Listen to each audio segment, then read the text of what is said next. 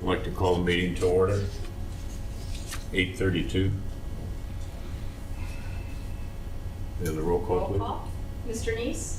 Here. Mr. Jazzy? Here. Ms. Connor? Here. Thank you. Have you had a chance to look over the minutes from the last meeting? Any corrections? Make a motion, we approve the minutes from the Wednesday, September 14, 2022 meeting. A second. Mr. Neese? Yes. Mr. Jazzy? Yes. Ms. Connor? Yes. Motion passes 3-0. Any public participation? Any old business?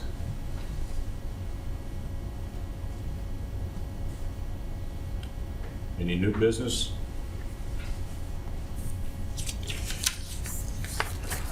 Good morning. Good morning.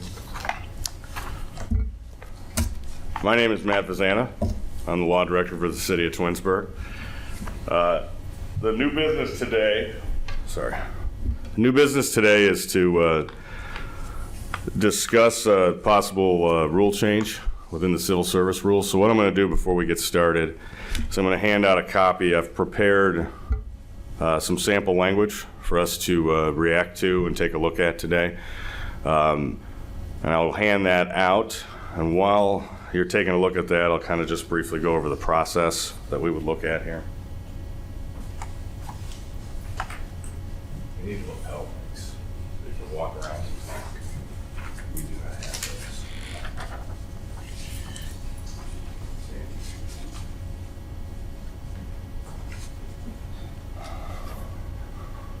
So as I said, while you're digging into the language there, just kind of a brief refresher on the process for civil service rule changes in the city of Twinsburg. And I put a note of this at the bottom.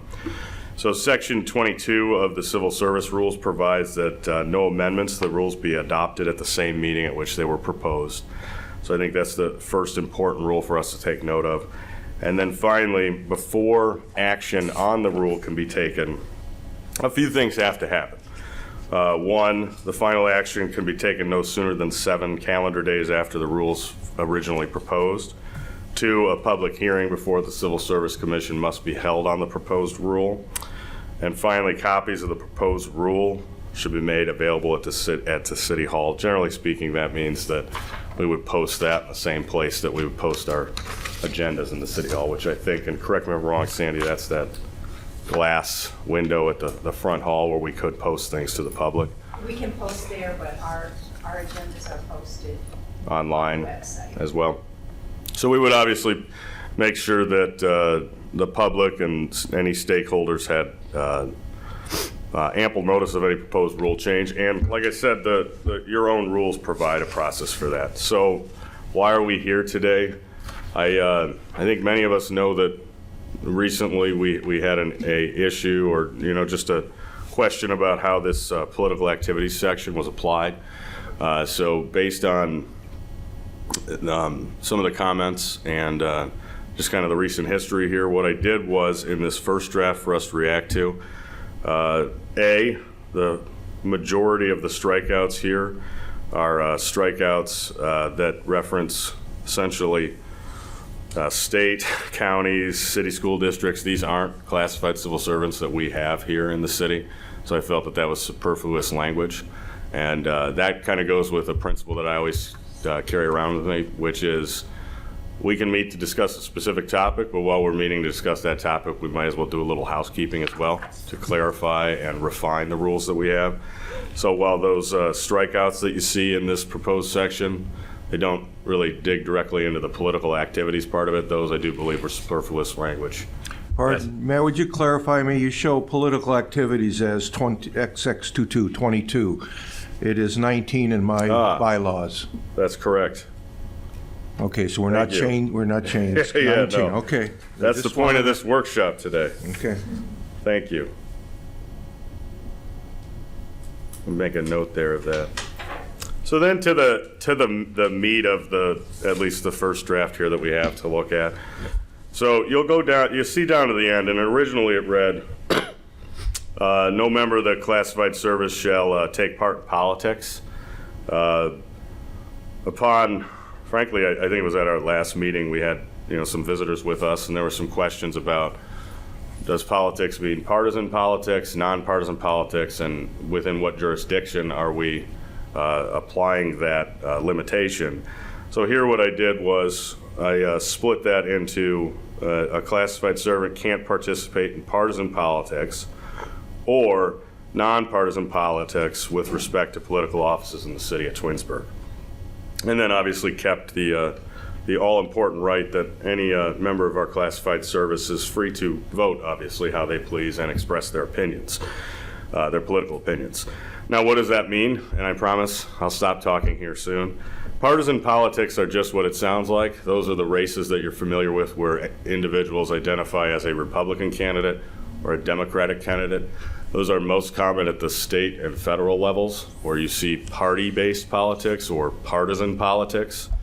Nonpartisan politics would be what you're familiar with at the local levels, where individuals, like in Twinsburg, do not identify themselves on the ballot as a R or a D or an independent, and they just run for the office, irrespective of, you could have 5 Republicans running for a council seat. That is a nonpartisan election in Ohio.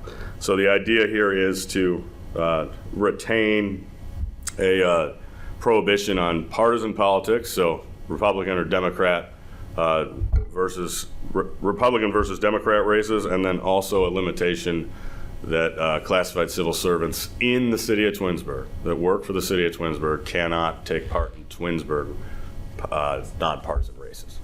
So do you have any questions about the partisan versus nonpartisan before we move forward? So for nonpartisan, if that person wanted to run for state senate, that would be a partisan race. that'd be partisan because they So have you to wouldn't be able to declare run the Democrat or Republican. And that would be consistent. I think at our last meeting, much was made about that this section used to have a revised code reference that was in a parenthetical at the end of it.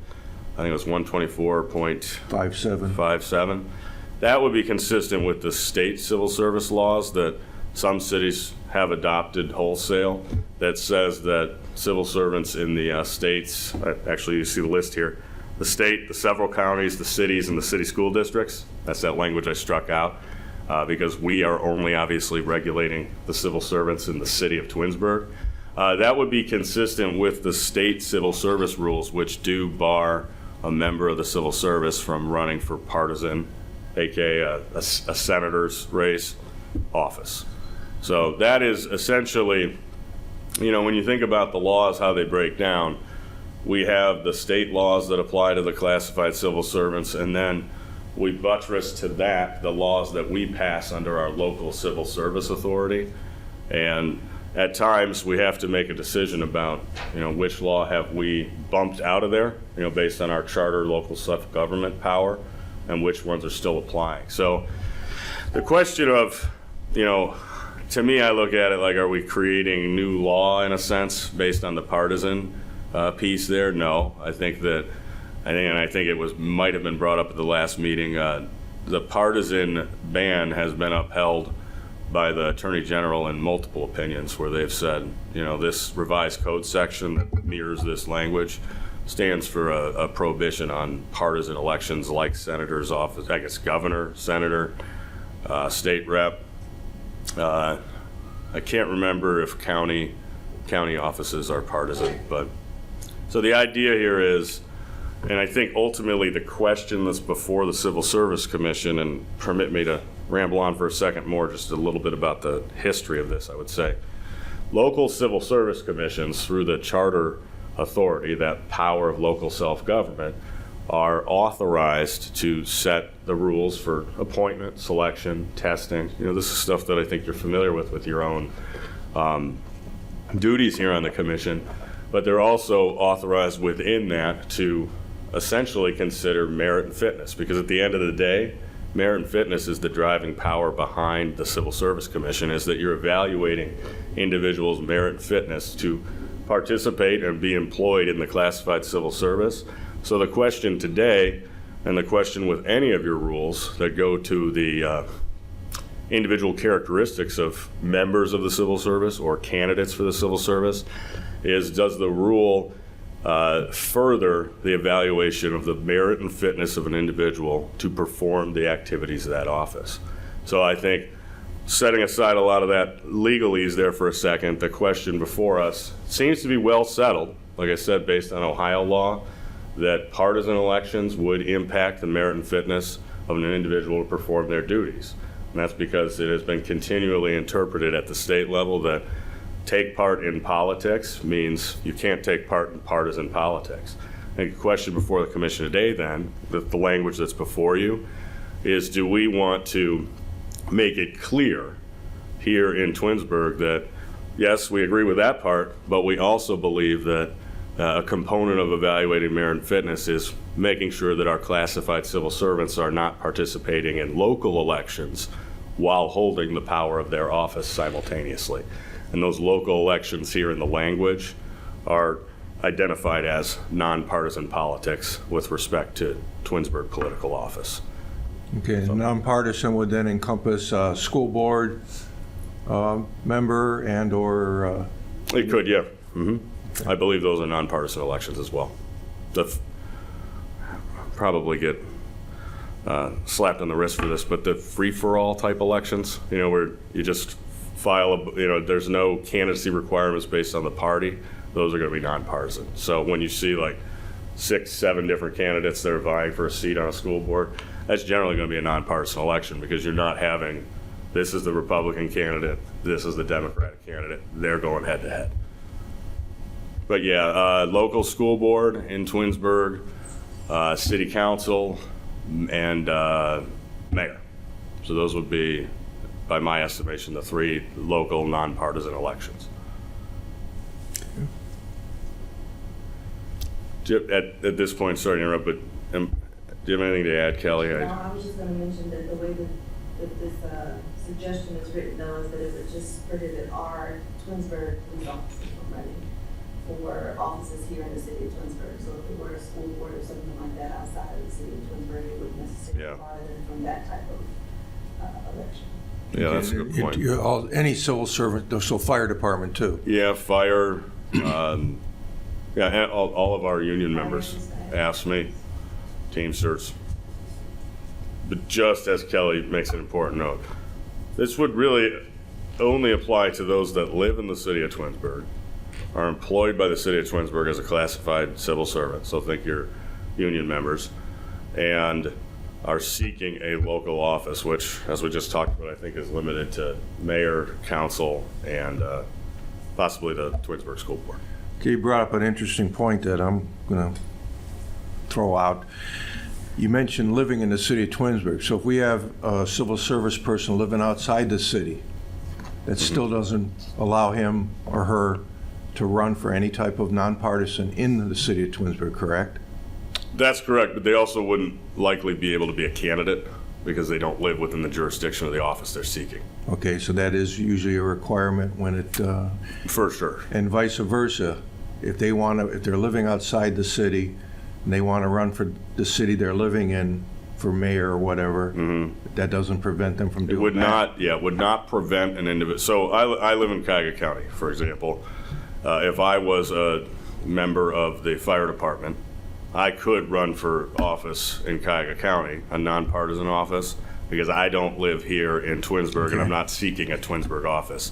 The live here in Twinsburg is essentially an implicit corollary to that because you can't file candidacy for a Twinsburg office if you don't live in Twinsburg. Okay. So no matter how bad I want to sit in those chairs up there, I can't do it until I buy a house here or I establish residence legally. So that's where the live here comes in. So I think it's important to bring that up, and I thank you for doing that as well, Kelly, because we're not trying to add some kind of barrier for those that live here, but it just kind of comes with candidacy for local office. You have to be a resident. You have to establish residency before you can run for local office. So. I have a question. Yeah. When you say they cannot run, are you saying they can't be on the active payroll? Like.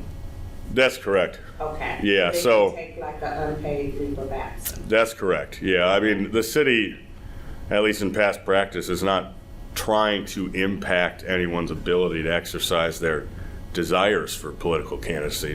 That nothing can be further from the truth. It's all back to that merit and fitness question. So what has been allowed in the past is individuals could, ask for leaves of absence, unpaid leaves of absence, to allow them to pursue their political desires locally in nonpartisan, partisan elections, I guess, presumably. So we're not trying to create a situation, and I wouldn't recommend that we create a situation where there's any type of immediate, automatic, draconian type penalty for violation of this. We should always work, I think, to collectively allow people to seek office while still not running afoul of the civil service rules. That's a great question. And if they lose the election, do they have the right to be reinstated to their civil service position? Yeah, if they're on a leave of absence, they would have the right to come back after that. Is that a guaranteed right? Let's just say, for example, it's a long leave of absence for political, and they need that position filled, so the officers get filled, with that position in the meantime, and now this person wants to come back and that position's filled. What happens then? Well, now I think you're speaking to the lawyer in me. I don't like ever saying anything's guaranteed one way or the other. I guess presumably there could be a situation where someone sought a leave that was so long that it affected operations of the classified service, and therefore there may be a difficulty bringing them back. But at least in my experience here so far, the city has, the city administration, the non-classified civil servants, the managers, have worked hard to make sure that the person's employment is still there and available. But you bring up a good point. I mean, I guess there's always the possibility that some unknown fact pattern could arise someday that created a situation where when an individual came in and said, I want to take a leave, but we had manning issues, staffing issues that didn't provide for that to be something that we could accommodate. I guess there could be a situation where that individual was told, no, we're not going to grant the leave of absence. But at least at this point, just on the experience I've had here so far, the leave of absence was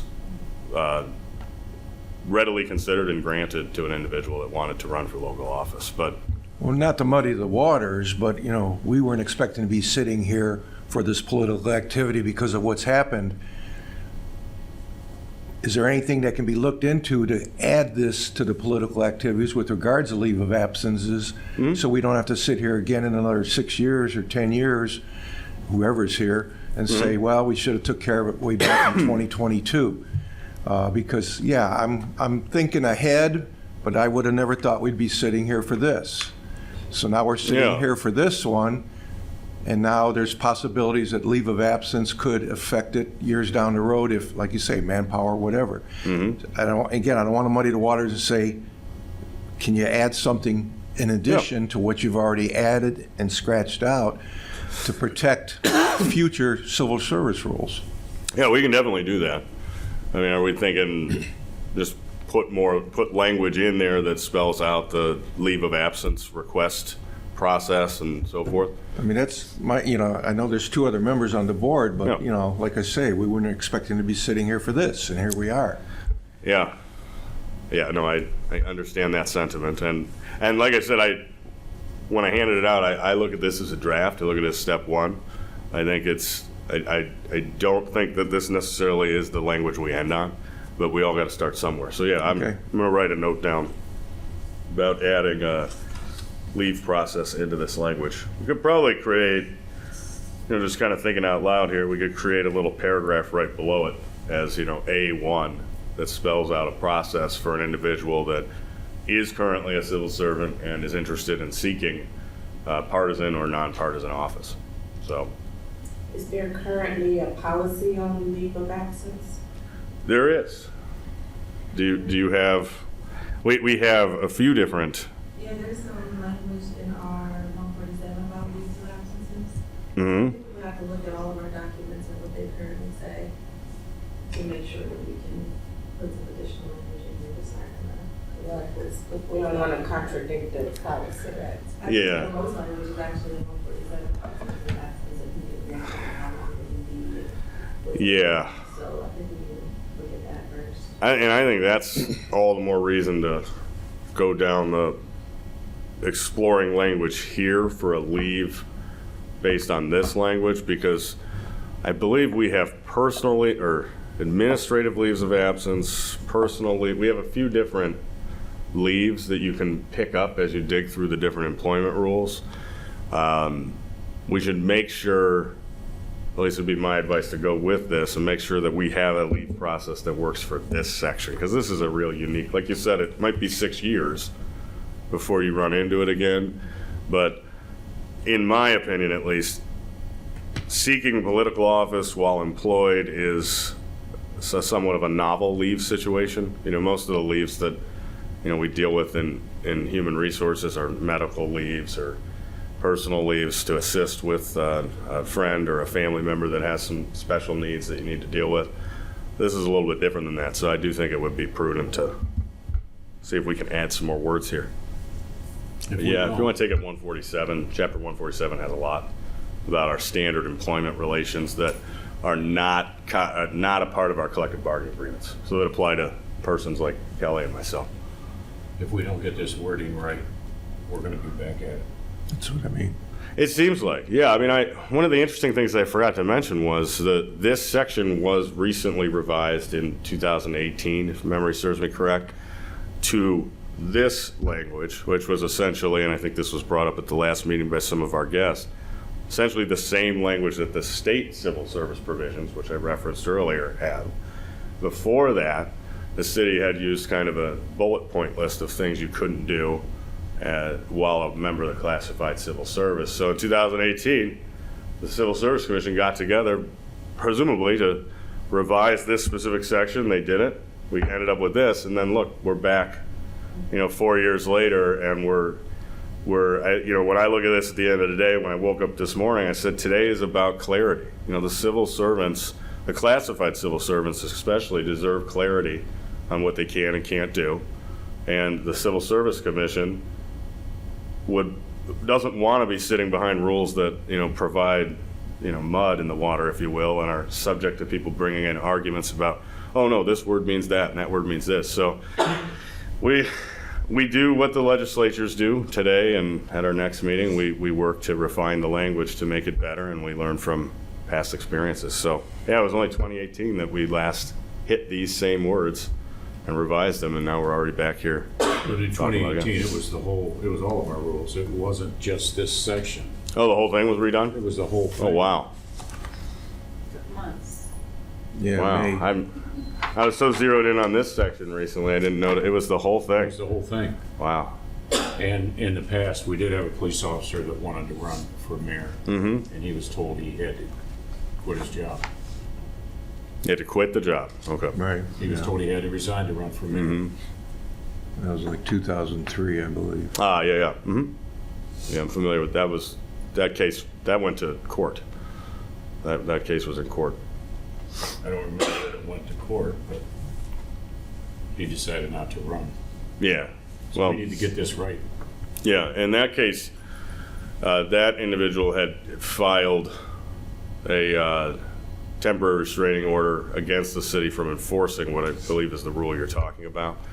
And that went to court, and the court ultimately denied that request for a restraining order against enforcing that. And that probably is what led to what you said, where it kind of became a moot issue when the individual decided not to run at that point. But that dispute and that controversy arose under the old rules, which were then changed in 2018 to this. And we had a mild dispute about these rules now in 2022. So hopefully the next version provides clarity for everybody, so we avoid moving forward any types of controversies based on the civil service rules.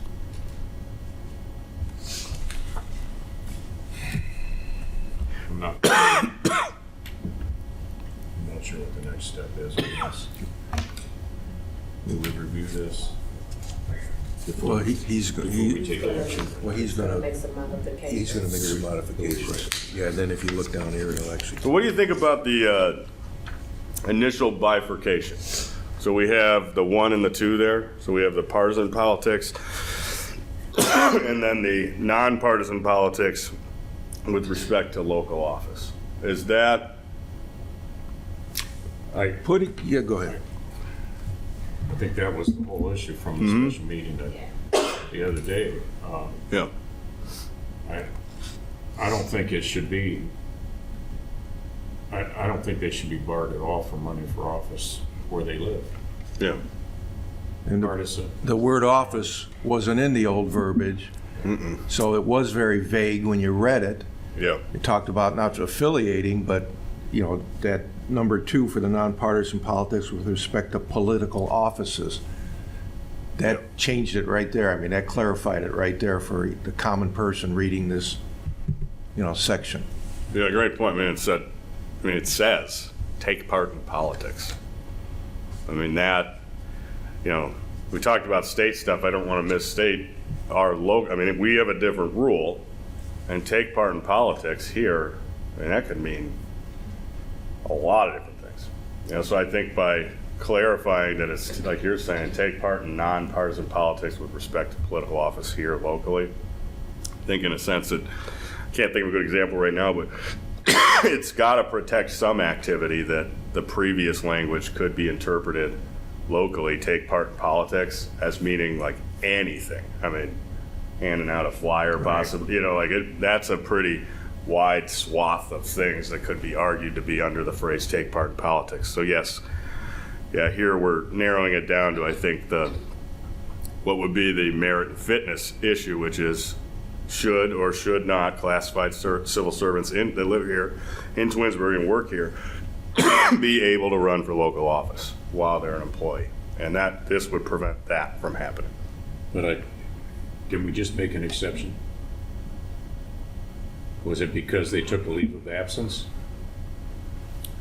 Well, I think what you're saying is let's explore adding, excuse me, sorry, a process for allowing a leave of absence if the above prohibitions are triggered that can be reviewed. You know, I don't know exactly how I'd word that yet, but I can definitely put my pen to paper and try to come up with something that captures the ideas I'm hearing today.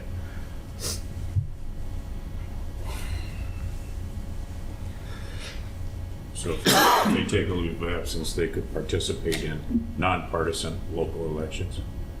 Yeah, that's what I'm going to try to write there. You know, that you could participate, and you know, that's how. Like I said, I'm envisioning like an A1 here that speaks to, you know, this prong 2, this nonpartisan local politics. You know, and in the event, you know, something like in the event a civil servant, classified civil servant, desires to run for a nonpartisan political office, then blah blah blah blah blah. Like I said, I don't have the exact language. I wouldn't want to preview something that you're never going to see.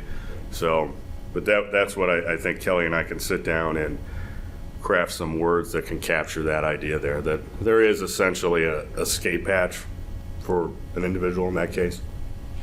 I think it would be even more clear if you said unpaid, so people don't think that they can use vacation or personal time. Yeah, that's a good point. Yeah, because without the unpaid piece, I think there's definitely an argument about, is that really a leave of absence? Are you really, you know, what are you giving up? You know, if you're just sitting there redeeming 8 weeks of vacation time to go run for office, you're still a part of the classified service. You know, you're still a member of the fire department or a member of, you know, the Teamsters Union. You're still not giving up your medical benefits and such, so forth. Exactly. I mean, we can we can work around the benefits piece, but I think the straight hourly compensation, that to me, I've always been confused, and I think this is why you bring it up, is are you actually taking a leave? You know, if you're still being compensated hourly as if you were performing the duties of a classified civil servant, how is that actually a leave? You're just taking a vacation.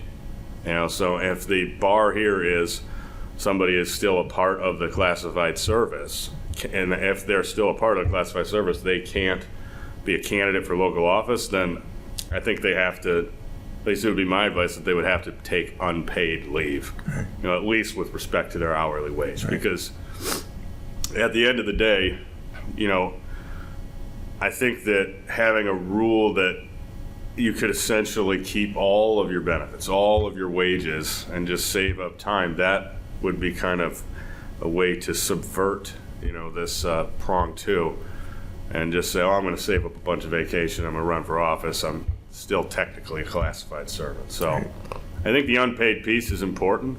I think it, if nothing else, allows the city and its Civil Service Commission to clearly put a line in the sand that this person is taking a true temporary leave.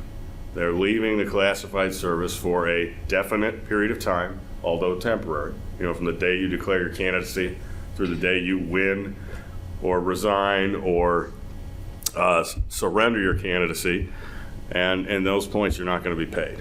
So, This may be a little granular, but how long can they be on an unpaid leave before they lose their medical benefits?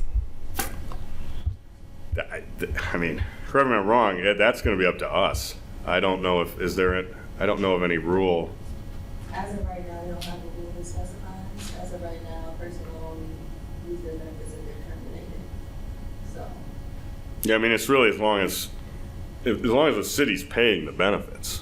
I think the question becomes more, or related, like the question with what you're saying, so the city will pay the benefits for its employees, at least a portion of it, and then the employee pays the balance, right?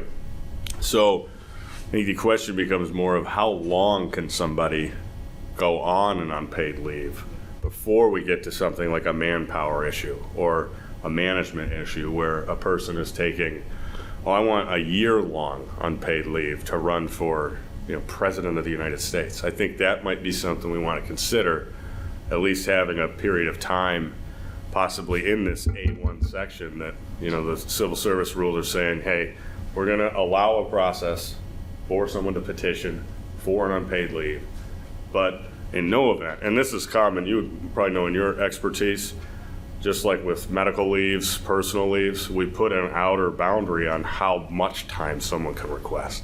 Because I would hate 6 years from now to have us stumble into a situation where somebody, like I said, wants to run for president, and they're going to try to ask for a 2-year leave. That puts the city in a difficult situation as it relates to its staffing and its management of the needs of the various departments. So I don't know if that's something you want me to put my pen to about having essentially, I don't know what it is, 3 months, 4 months, 6 months, 2 months. I mean, I've never really done much with politics. Well, So I don't know how long somebody runs. Or For the civil service end of it, and I think Danielle would agree, we're just making sure in our verbiage that it talks about unpaid. The employee handbook's going to spell out unpaid leave to the employees through the employee handbook. We just want it clarified in our civil service rules with regards to, nonpartisan, that, you follow the unpaid leave section of handbook, 3 or whatever, rather than extend our verbiage to be confusing. Let them, refer to the employee handbook, but make sure it does say unpaid, at least in our paragraph. Gotcha. Yeah, well, Kelly and I will check, see if we can make a crossover there to the employee handbook reference.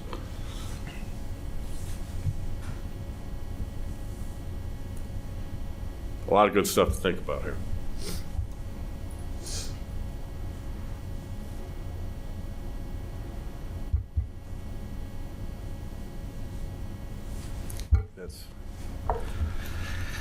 That's really all I have. I'm happy to answer some more questions. So if there's anything you have to add, if you don't, I get it. So do we want to put together a suggestion for the next meeting? That would be, I'm happy, Kelly's happy, we'll sit down and revise this language, get you draft 2.0 for the next meeting, and I guess it's kind of when do you want to do it? We have a meeting in November coming up. I do believe, Sandy, there is some business, I don't know if you know, do you know what the business that's coming up at the November Civil Service meeting? I think there will. Did you receive an email? Somebody came. I did not receive an email. I told I think fire wants to request something. Yeah, I told them to email you and Kelly. So there will be business at the November meeting. We can put this on our old business, and we'll bring a second draft if that's amenable to everybody. And we can talk about it. Keep in mind that anything we do on the rules front, for those that weren't here in 2018, if we come to a set of rules that, you guys like, then we'll have to then schedule another meeting. I would recommend like 2 weeks out. And then the city administration, myself and Kelly and Sandy will, like I said, post that draft rule, and then we'll schedule a public hearing, which will basically just be audience participation associated with this specific item. So anything we do on the rules front, just say to yourself, that next meeting plus one more meeting. That's how long it'll take. So we'll bring it back something in November, and then if we are able to come to rules that we all like, then hopefully maybe we can get a hearing on that and a possible vote by this commission in December, if that would be all right with everybody. But we'll schedule that if we need it. So. Anything else? I'm good, boss. So quiet in here. Do you have anything else? So used to public meetings that are like there's always grumbling and this is like a library. I'll go sit over there and I'll grumble. I'll come up with some stuff. Yeah, I know. I shouldn't have said anything, right?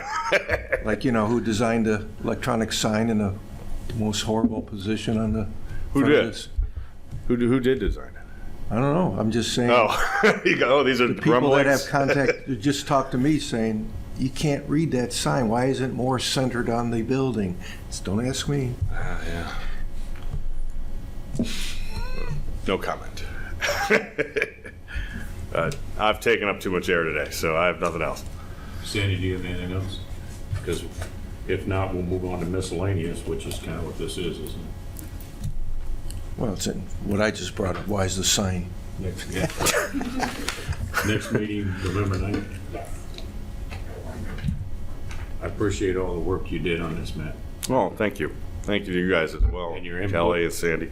Thank you. I'll make them. Are we Motion for done? adjournment. I'll make the motion. We adjourn. I'll second. Mr. Meeks, Yes. Mr. Gabbard, Yes. Ms. Khan, Yes. meeting stands adjourned.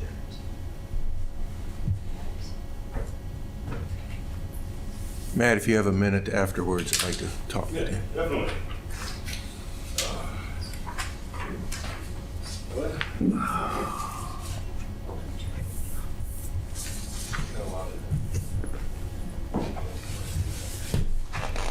Thanks, guys. Thank you. Thanks, Sandy.